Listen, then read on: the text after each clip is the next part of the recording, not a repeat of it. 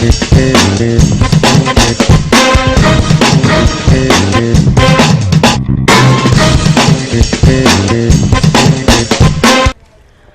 मैं सरिता भेदा आपको मिलाने जा रही हूँ माधवी रानी जी से, जो एक सामाजिक कार्यकर्ता हैं, जो सिर्फ ना कि मुंबई में बल्कि महाराष्ट्र के बहुत सारे क्षेत्रों में सामाजिक कार्य करती हैं और जिनको प्यार से लोग माधवी ताई जी भी कहते हैं।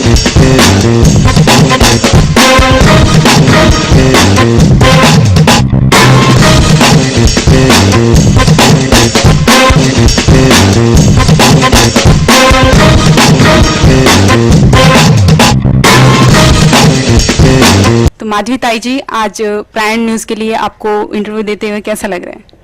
मुझे बहुत अच्छा लगा, क्योंकि आप प्रयाग आपका जो न्यूज़ है वो देख के मुझे समाधान हुआ, क्योंकि ये महाराष्ट्र में भी फैलेगा और पूरी जनता उधर देखेगी। तो आपके सामाजिक कार्यकर्ता बनने का मुख्य कारण क्या था? आपने इस फील्ड में कैसे कदम रखा? मेरे पिताजी समाज सेवक थे, मैं बचपन से उनसे जुड़ी थी, लेकिन शादी के बाद हमने जो सोचा कि इधर की माहौल बहुत ख़राब है, क्योंकि झोपड़पट्टी ज़्यादा थी इधर, और हमारे इधर के जो हाउसिंग बोर्ड की जो चाली है उधर बहुत समस्या थी। तो हमने सोचा कि इधर ही रह के इधर ही जनता की सेवा करना उचित है। तो ज़्यादा करके फिर मैं यहाँ ध्यान दिया समाज सेवा के माध्यम से, और मेरा इंद्रायणी ट्रस्ट के माध्यम से मैंने NGO के मार्फत बहुत इधर लोगों की सेवा की और करती रही।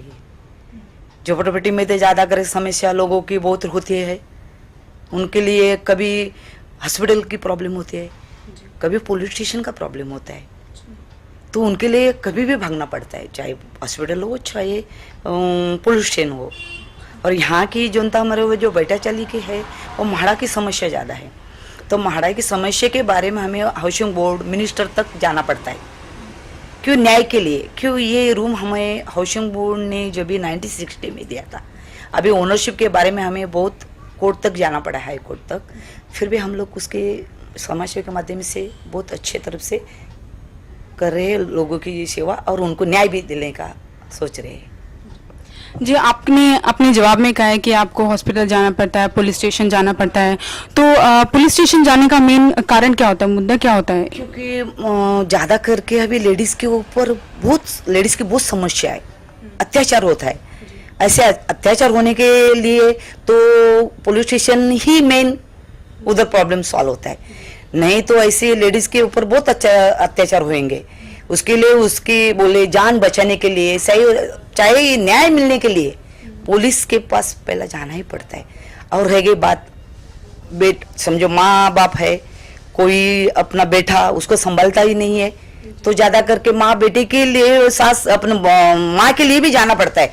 बेटा कभी कभी माँ को बाहर निकलता है, पिताजी को बाहर निकलता है, तो उसके लिए भी पुलिस का अपने बोलते हैं ना, पुलिस से पास जाके उनको न्याय देना पड़ता है।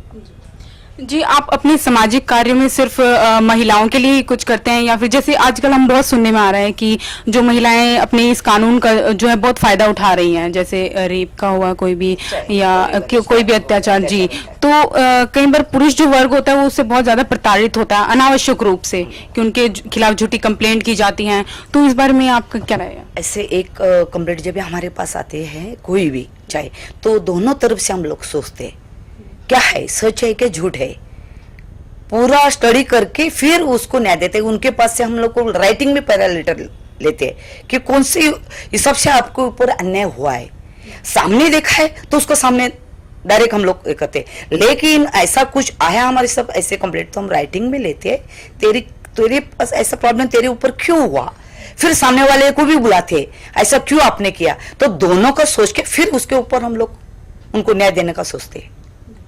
और जब आपने अपना सामाजिक कार्य का काम शुरू किया होगा, तब आपको शुरुआती दौर में काफी कठिनाइयों का सामना करना पड़ा होगा, तो किस तरह की कठिनाइयां आई थी और उससे कैसे आपने पार पाया था? जब भी इधर अच्छे इंस्पेक्टर थे, डोबरे साहब थे, और बहुत लोगों को अच्छा बच्चे लोग को सुधारा था, जो नाके नाके पे ऐसे बैठते थे बेकार करके, ऐसे लड़के लोग को छेड़छाड़ करना, तो ऐसे बारे में एक लड़के को, अच्छा लड़का था, उसके ऊपर अन्याय हुआ था, तो फिर मैं पुलिस स्टेशन से भिड़ी, उनके सामने भिड़ी, वो अच्छे ऑफिसर थे, उनको मैं बोली, मैं जो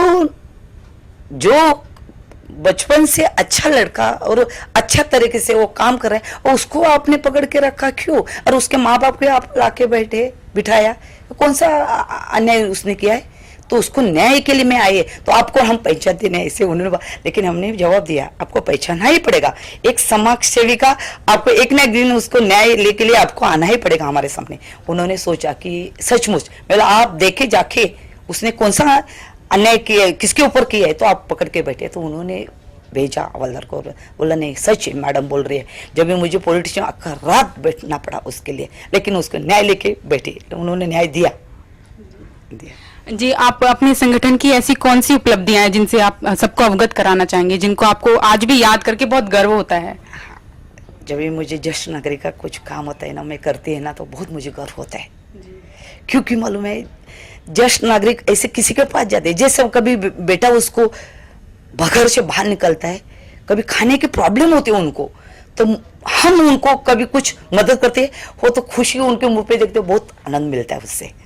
तो हम भी कभी बुढ़े होने वाले हैं, कभी न कभी ऐसी नौबत किसी के ऊपर नहीं आनी चाहिए। ऐसी दो ज्येष्ठ नागरिक को मैं खुद संभालती है। मेरी खुद की एक साइट है गोराई करके, उसमें हमने खुद उनको झोपड़ा दिया है और खुद हम लोग उनको संभालते हैं। बहुत अच्छा। और आपने आपके सामाजिक कार्यों में आपकी कई ऐसी बुराइयां देखी होंगी जो आपने आपकी लाख कोशिशों के बावजूद भी वो दूर नहीं हो पाई हैं, और इनको मतलब जो ये दिक्कतें आई हैं, तो उसमें मेन रीजन क्या होता है कि आप सुधार नहीं कर पाए उस कार्य क्षेत्र में?